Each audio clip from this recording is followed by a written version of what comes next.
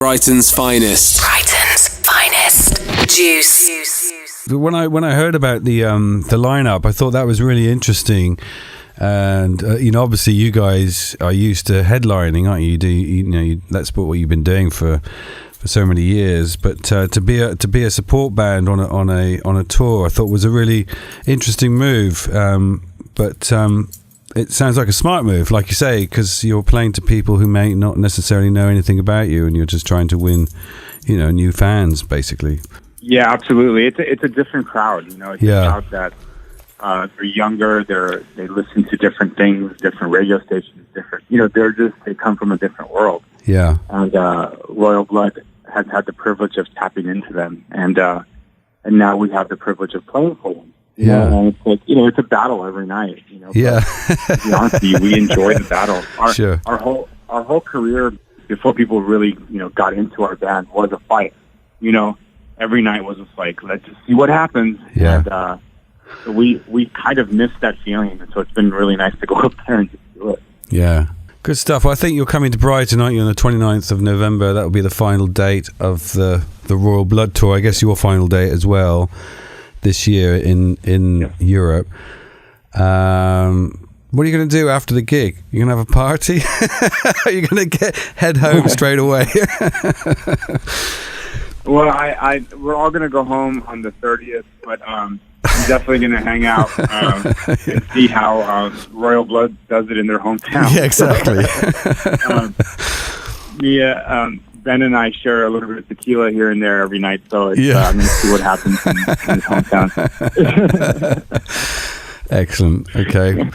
Well, that should be fun. And then you're coming back in February and March of next year. You're going to do a few more dates in the UK, which you'll be headlining this time, which is, that'll be cool. Now, the album came out earlier on this year, didn't it? Inter alia, and it was your first album back as the band. I just wanted to clarify, if you don't mind. I mean, obviously, I know a bit about the story. You got back together again in 2012, did a few shows, but then decided for whatever reason that it wasn't right at the time. But then you got back together again in 2016, and everything seemed to fall into place. The pieces seemed to fall together, and you really wanted to make some new music, record some new material. So, basically, I think you thought, if we wanted to carry on doing this band, we want to write some new songs, basically, don't we? So, can you? Yeah, I mean, in general, the shows that we did in 2012, it wasn't really like it like there was a decision like this isn't right. It was really a plan of doing 10 shows. That was literally just a plan. Yeah. And it was because, look, we haven't been around each other in forever. We enjoyed jamming together. We enjoyed jamming a new song. Let's just do 10 shows. And let's not put a ton of pressure on ourselves and make sure we're having a good time. And we did. And it's, at that point, we were thinking about writing and stuff like that, but there was some, internal issues between Omar and Cedric that were, highly publicized and stuff like that. But, in 2014, we got back together and really we got into a studio and didn't really care if we were writing or not. It was really about talking and venting and just kind of, like feeling each other out again. And we went through that step, and that was in a positive way. And then, life took us in different directions again. It just for some reason it happened, and in October of 2015, we sat down in a hotel in El Paso, Texas, and we said, here's the line in sand. Whoever crosses it is committing to touring in 2016, writing a record while we're on tour, and recording it at the end of 16, and then doing a massive campaign through 17 and 18.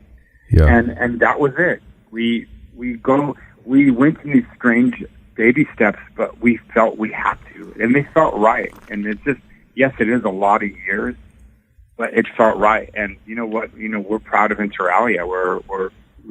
We gave Inter alia our all. We tracked it just like we've tracked every other record, live, in your face, full throttle, and it's like, and I think I think you could hear that. And now we're just continuing to run. We're about to release an EP in a few days called Diamante, and that has 3 brand new songs that we recorded in Hamburg in August. Right. Recorded and wrote them in Hamburg. And it's just like, that's just the way we've always gone. Like, we just write and record immediately. And so it's been a very productive, we're making up for a lot of lost time. I take it you don't have any regrets. I mean, you obviously, you kind of split up initially when things were going extremely well. You were becoming a big band around the globe. But you ended up doing some great stuff on your own, didn't you? And if it wasn't working as a band at the time, it just wasn't working, And then it'd been a whirlwind. It'd been an incredible whirlwind 6 or 7 years of touring and recording, and it was just extremely intense, wasn't it? It wasn't going to last. It couldn't have lasted forever, could it? So that kind of break kind of helps, doesn't it? I think a lot of bands go through that, don't they? They have that initial bust up, do their own thing for a while, and then suddenly when they're a bit older, they've had time to think things through, realize that humans are all, crazy, fallible things. I mean, it's a little bit of everything you said. It's one of those things that, for us, yes, it was a whirlwind, and we went from the most hated band on the punk rock touring circuit to one of the most beloved bands, Enemies writing, the next Nirvana on a cover, and we're just like, what? We went from a year and a half prior, everyone hating our band, and so that was a lot, and it was combustible. We weren't really combustive people, but what was going on around us is a lot of bands when they break, in one country at a time or their region, or when we finally broke after all those years, we broke around the world at the same time. Yeah. And everyone wanted us to play there, and everyone wanted this and wanted that. And what should have happened when people saw us getting exhausted and about to implode, they should have just taken us off the road and made us stay off the road for about 3-4 months. Yeah. And no one did that. And it's lack of experience. It's not a blame. It's just a lack of experience, I think. And that's the thing. And then, yes, how lucky are we that we formed 2 other bands that had success as well and had plenty of major label records and toured the world continuously after that. Yeah. That doesn't happen that often either. So we were blessed with all that. Is there regret? Yes. The regret is that we didn't sit down and say, this needs to be our plan. Don't let anybody divert us from the plan of taking a break and coming back strong. But it didn't happen. And so, and if there's a regret, that's it. There's a regret that we didn't speak to each other for, almost 8 years, and because we love each other. We get in a room and to this day, we spend our days off together. We spend our days on together. We're rarely apart, all 5 of us. And we're always together in one room, and we're always like, let's go to a movie, let's go to have dinner. Yeah. And it's like that I think we're just trying to make up for all that lost time, and we're really enjoying the continued success that we're very, very lucky to still have. So okay, brilliant. Well, that's brilliant stuff. And I'm really curious also about how an at the drive-in song materializes. I can't really work out how that happens. Can you? Is there a sort of a method that happens with a typical song of yours? How does it develop from the seed to the fully formed song? Well, we sit there and it starts with one riff, and I'll give you an example of how we put together a song that some people know called "Governed by Contagion" off our record, which was the first single. We were sitting in our practice room in Philadelphia, and Paul had that main riff on bass. So I'm playing along to it. Omar's in there, and it was just like, yeah. So we just go. We don't even think about it. We just start jamming and going. And then I was playing. I forgot what the next part was going to be, and I accidentally went and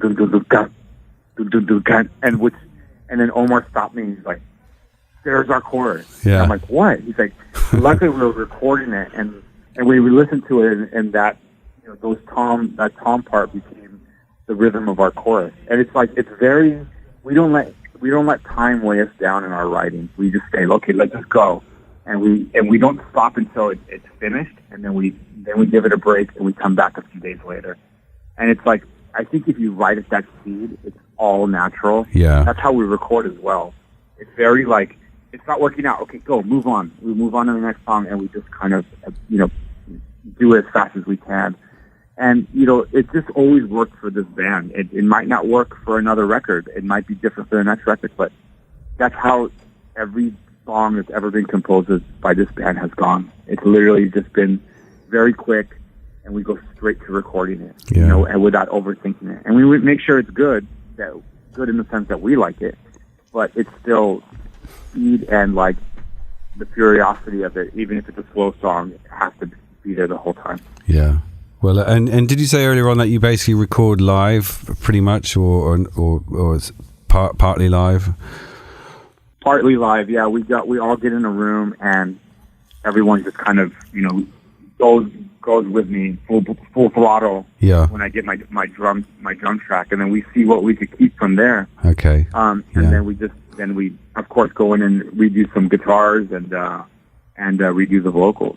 So it's we recorded the whole record, all of Inter Alia, in a very short amount. I think the mix took longer than the actual recording of the record. Brighton's finest. Brighton's finest. Juice.